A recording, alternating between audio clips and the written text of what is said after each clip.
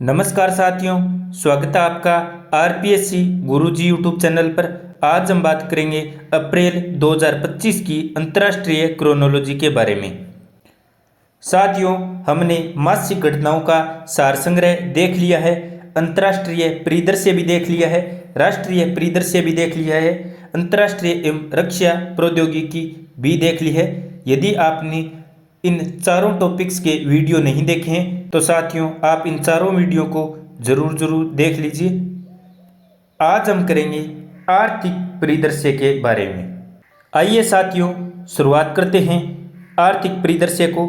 आर्थिक परिदृश्य में हम पढ़ेंगे भारत जैव अर्थव्यवस्था रिपोर्ट 2025, कैबिनेट ने दी संशोधित राष्ट्रीय डेयरी विकास कार्यक्रम एनपीडीडी को मंजूरी, संशोधित राष्ट्रीय गोकुल मिशन के कार्यान्वयन को मंत्रिमंडल की मंजूरी, भारत में आने वाले धन का शीर्ष स्रोत अमेरिका यानी आरबीआई की रिपोर्ट, आईआरसीटीसी और आईआरएफसी को मिला नवरत्न का दर्जा, वैश्विक दुग्ध उत्पादन में भारत विश्व में शीर्ष स्थान पर।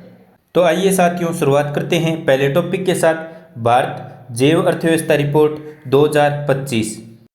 केंद्रीय मंत्री डॉक्टर जितेंद्र सिंह हैं।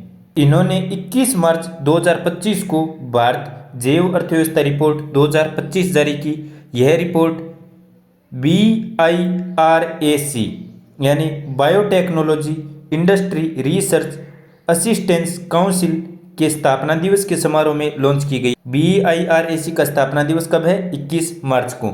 इस रिपोर्ट में जैव अर्थव्यवस्था क्षेत्र द्वारा की गई प्रगति पर प्रकाश डाला गया। सबसे महत्वपूर्ण बिंदुओं में क्या शामिल है? IBER 2025 के अनुसार भारत की जैव अर्थव्यवस्था में विगत एक दशक में अर्थात 10 वर्षों में 16 गुना वृद्धि हुई है।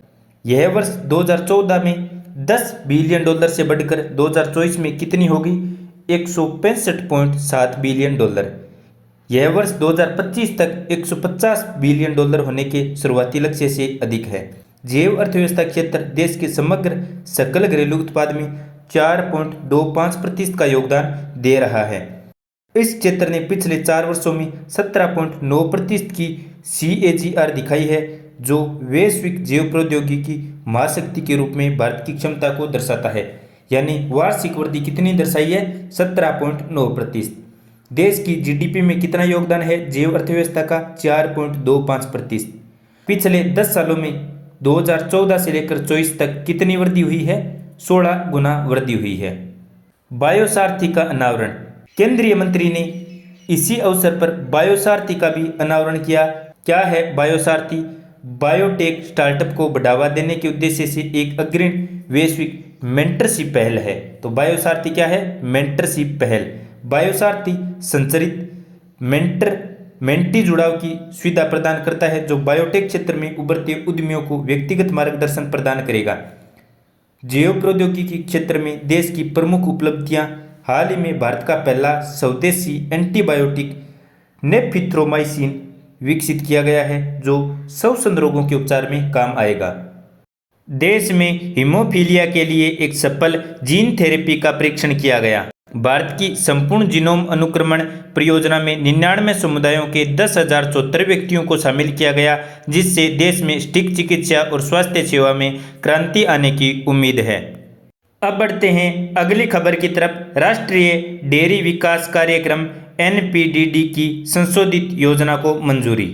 केंद्रीय मंत्रिमंडल ने यह मंजूरी कब प्रदान की है? 19 मार्च 2025 को। क्या नाम है? संशोधित NPDD केंद्रीय योजना। इस योजना में 1000 करोड़ रुपए के अतिरिक्त परिव्यय से 15वें वित्त आयोग चक्र 2021-22 से 25-26 की अवधि के लिए कुल बजट 2790 करोड़ रुपए का हो गया। उद्देश्य क्या है? किसानों को बाजार तक बेहतर पहुंच प्रदान करना, मूल्य संवर्धन द्वारा बेहतर मूल्य निर्धारण सुविधा सुनिश्चित करना और आपूर्ति श्रृंखला दक्षता बढ़ाना। साथियों, अब हम NPDD योजना के बारे में देखते हैं। तो योजना में 2 प्रमुख घटक शामिल हैं, घटक A तथा घटक B। यह डेयरी बुनियादी ढांचों में सुधार के लिए समर्पित एक दुग्ध परीक्षण प्रयोगशाला और प्रमाणन प्रणाली है। इसमें दूध शीतक संयंत्र, उन्नत दूध परीक्षण प्रयोगशालाएं और प्रमाणन प्रणाली शामिल है। घटक B में सहकारिता द्वारा डेयरी संचालन यानी डीटीसी गतिविधियां शामिल हैं जो जापान सरकार और जापान अंतर्राष्ट्रीय सहयोगी एजेंसी के माध्यम से की जा रही हैं। यह घटक 9 राज्यों में डेयरी सहकारी समिति के सतत विकास, उत्पादन, प्रसंस्करण, विपणन, बुनियादी ढांचे में सुधार पर केंद्रित है। तो 9 राज्य कौन कौन से हैं? आंध्र प्रदेश, बिहार, मध्य प्रदेश, पंजाब, राजस्थान, तेलंगाना, उत्तराखंड, उत्तर प्रदेश और पश्चिमी बंगाल। अगला टॉपिक, संशोधित राष्ट्रीय गोकुल मिशन के कार्यान्वयन को मंत्रिमंडल की मंजूरी। इसका शॉर्ट फॉर्म है RGM। पशुधन क्षेत्र में विकास को बढ़ावा देने के लिए केंद्रीय मंत्रिमंडल ने RGM को मंजूरी कब प्रदान की है? 19 मार्च 2025 को। कब? 19 मार्च 2025 को। विकास कार्यक्रम योजना के केंद्रीय क्षेत्र घटक के रूप में संशोधित RGM का कार्यान्वयन 1000 करोड़ रुपए के अतिरिक्त प्रव्यय के साथ किया जा रहा है। इसके तहत 2021-22 से 2025-26 तक 15वें वित्त आयोग चक्र के दौरान कुल 3400 करोड़ रुपए का व्यय होगा। संशोधित RGM में जोड़ी गई गतिविधियां, बछिया पालन केंद्रों की स्थापना, यानी 15,000 बच्चियों के लिए 30 आवासीय सुविधाओं का निर्माण किया जाएगा। उच्च आनुवंशिक योग्यता यानी HGM बछिया खरीद में सहायता, किसान बैंकों, दूध संघों या वित्तीय संस्थानों से ऋण देकर HGM बछियां खरीद सकेंगे और सरकार द्वारा 3% ब्याज अनुदान दिया जाएगा। राष्ट्रीय गोकुल मिशन के क्रियान्वयन एवं सरकार के अन्य प्रयासों से विगत 10 वर्षों में दूध उत्पादन में 63.56% की वृद्धि हुई है।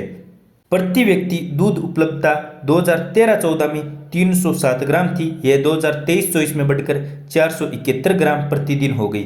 पिछले 10 वर्षों में उत्पादकता में 26.34% की वृद्धि हुई है। अगला टॉपिक एक RBI की रिपोर्ट है जिसमें भारत में आने वाले धन का शीर्ष स्रोत कौन है? अमेरिका, यानी रेमिटेंस का स्रोत क्या है? अमेरिका सबसे बड़ा स्रोत है। RBI की रिपोर्ट के अनुसार वित्तीय वर्ष 2023-24 में भारत में आने वाले धन का शीर्ष स्रोत अमेरिका रहा। इसके अलावा ब्रिटेन भी भारत में धन भेजने के मामले में एक महत्वपूर्ण स्रोत के रूप में उभरा है। यह जानकारी 19 मार्च 2025 को RBI की एक रिपोर्ट है स्टेट ऑफ द इकोनॉमी, इसमें दी गई। अमेरिका और ब्रिटेन जैसी विकसित अर्थव्यवस्थाओं से भारत भेजे जाने वाले धन यानी रेमिटेंस का हिस्सा बढ़कर खाड़ी देशों से 2023-24 में भेजे गए धन से अधिक हो गया है। अमेरिका से कितना प्रतिशत धन आता है? 27.7%। UAE यानी संयुक्त अरब अमीरात से कितना प्रतिशत धन आता है? 19.2%। यानी दूसरा सबसे बड़ा स्रोत कौन सा है? संयुक्त अरब अमीरात UAE। और 2020-21 में ब्रिटेन से 6.8% धन आता था, जो 2023-24 में बढ़कर 10.8% हो गया है। अगला टॉपिक IRCTC और IRFC को मिला नवरत्न का दर्जा। IRCTC का पूरा नाम क्या है? भारतीय रेलवे खानपान एवं पर्यटन निगम। और IRFC का नाम क्या है? भारतीय रेलवे वित्त निगम। इन्हें नवरत्न केंद्रीय सार्वजनिक क्षेत्र उद्यम का दर्जा मिल गया है, यानी CPSE का दर्जा मिल चुका है। सरकार द्वारा 3 मार्च 2025 को इन दोनों कंपनियों को नवरत्न का दर्जा दिया गया। IRCTC 25वीं नवरत्न कंपनी बनी है और IRFC 26वीं नवरत्न कंपनी बन गई है। इस समावेश के साथ अब सभी 7 सूचीबद्ध रेलवे PSU को नवरत्न का दर्जा मिल चुका है। नवरत्न के दर्जे के लाभ क्या हैं? वित्तीय स्वायत्तता, यानी 1000 करोड़ रुपए तक के निवेश बिना सरकारी स्वीकृति कर सकते हैं। किसी एक परियोजना में 15% शुद्ध संपत्ति और वार्षिक रूप से 30% शुद्ध संपत्ति तक निवेश कर सकते हैं, यानी अधिकतम 1000 करोड़ रुपए। रेलवे में ये 7 नवरत्न कंपनियां कौन सी हैं? CONCOR, IRCON, RVNL, RITES, RailTel, IRCTC, IRFC। अगला टॉपिक वैश्विक दुग्ध उत्पादन में भारत शीर्ष स्थान पर। भारतवर्ष 1998 से दुग्ध उत्पादन में पहले स्थान पर रहा है, जो वर्तमान में वैश्विक दुग्ध उत्पादन का लगभग 25% योगदान प्रदान करता है। पिछले 10 वर्षों में दुग्ध उत्पादन में 63.56% की वृद्धि हुई है। 2023-24 में 239.2 मिलियन टन दुग्ध का उत्पादन किया गया है। वार्षिक वृद्धि दर दुग्ध उत्पादन में 5.7% की रही है, जबकि विश्व में यह वृद्धि 2% रही है। दूध की उपलब्धता प्रति व्यक्ति दूध की उपलब्धता 2023-24 में बढ़कर 471 ग्राम प्रति व्यक्ति प्रतिदिन हो चुकी है। विश्व में उपलब्धता कितनी है? 322 ग्राम प्रति व्यक्ति प्रतिदिन। साथियों, अब हम देखेंगे कुछ छोटी न्यूज़ों को, जैसे कोयला उत्पादन।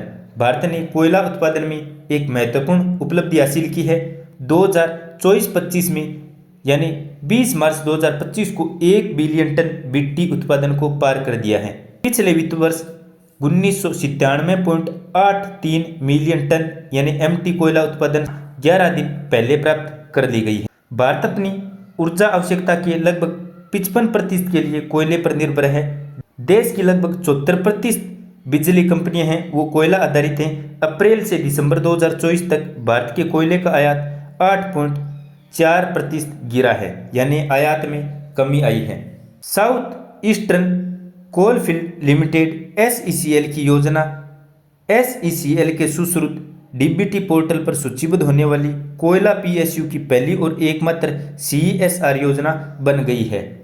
SECL कोल इंडिया लिमिटेड की एक सहायक कंपनी है। वर्तमान में DBT direct benefit transfer portal पर 55 मंत्रालयों की लगभग 325 योजनाएं हैं।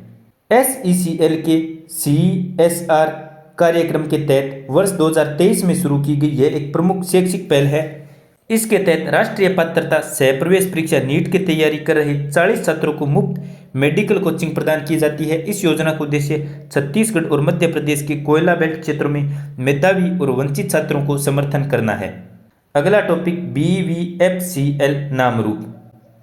नामरूप कहाँ पर है? नामरूप है असम में। तो असम में 12.7 लाख मीट्रिक टन वार्षिक यूरिया उत्पादन क्षमता का एक नया ब्राउनफील्ड अमोनिया यूरिया कॉम्प्लेक्स स्थापित करने की मंजूरी 19 मार्च 2025 को केंद्रीय मंत्रिमंडल ने दे दी है। यह complex Brahmaputra valley fertiliser corporation limited BVFCL Namrup Assam के मौजूद परिसर में स्थापित किया जाएगा। कुल लागत कितनी आएगी? 10,601.40 करोड़ रुपए और इसमें ऋण इक्विटी यानी ऋण शेयर कितना होगा? 70:30, 70 केंद्र सरकार का, 30 राज्य सरकार का। अगला टॉपिक उड़ान यात्री कैफे। केंद्रीय नागरिक विमानन मंत्री राममोहन नायडू ने चेन्नई एयरपोर्ट पर उड़ान यात्री कैफे का उद्घाटन 27 फरवरी 2025 को किया। भारतीय हवाई अड्डों पर इस तरह की दूसरी सुविधा है। इससे पहले कोलकाता के नेताजी सुभाष चंद्र बोस हवाई अड्डे की 100वीं वर्षगांठ पर वहां उड़ान यात्री कैफे 19 दिसंबर 2024 को खोला गया था। उड़ान यात्री कैफे उड़ान योजना उड़े देश का आम नागरिक की भावना के अनुरूप है, जिसका उद्देश्य हवाई यात्रा को सबके लिए सुलभ बनाना और हवाई अड्डे के बुनियादी ढांचे का आधुनिकीकरण करना है। तो साथियों, आर्थिक परिदृश्य में इतना ही। आपको वीडियो कैसा लगा नीचे कमेंट में अवश्य बताएं। यदि आपने अभी तक RPSC गुरुजी यूट्यूब चैनल को सब्सक्राइब नहीं किया है तो सब्सक्राइब अवश्य करें। धन्यवाद। जय हिंद, जय भारत।